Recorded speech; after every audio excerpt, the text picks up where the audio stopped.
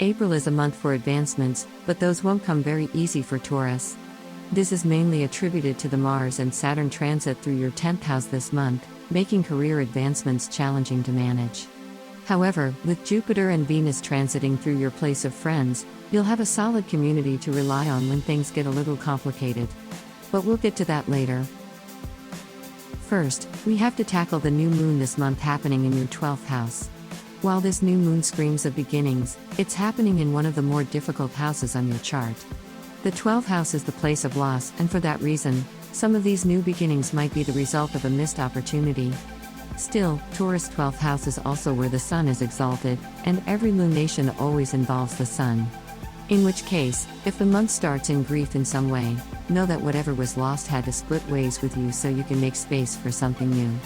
You can even think of 12th place as the place of non-attachment. Now that we have the foundation of the month covered, let's get back to the Saturn and Mars situation. So, this is happening in your 10th house of career and reputation. And especially for those who are around 28 to 30 or fit the specific ages of 21, 33, 45 and 57, you might have noticed some significant trials as far as being active and realizing your bigger goals go.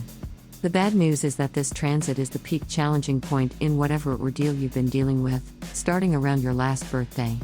Understandably, this might be the last thing you want to hear about this situation, but the only reason I bring this up is to point to possible solutions. As much as Mars and Saturn are joining forces this month in the most annoying way possible, this won't last very long. The conjunction only happens for a few days after the 4th, and then towards the end of the month, Mars will leave your 10th house altogether. This is great for the Taurians born during the day, as Mars tends to be more challenging for day births. Also, when Mars leaves your place of career, it joins the places of friends in the company of Jupiter and Venus. The two benefits have the power to soothe Mars considerably, and so once he moves there towards the end of the month, you can expect the martial drive, put this to good use. Now, what these astrological ramblings mean is that since we're talking about the place of friends, you want to keep your allies as close as possible.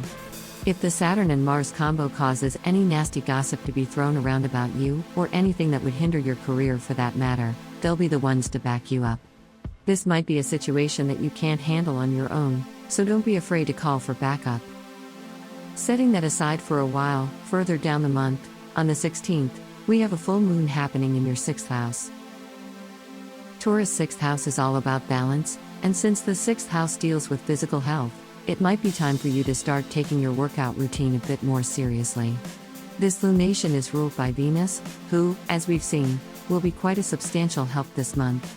You might find that you just naturally fall into a healthier pattern around that time or are feeling the urge to get back to the gym. And, of course, with a Venus-ruled moon, we're sure to have a vanity factor here too. The fuel to this newfound urge to get fit and healthier might be entirely for aesthetical purposes, but Venus is the ruler of your sign, after all.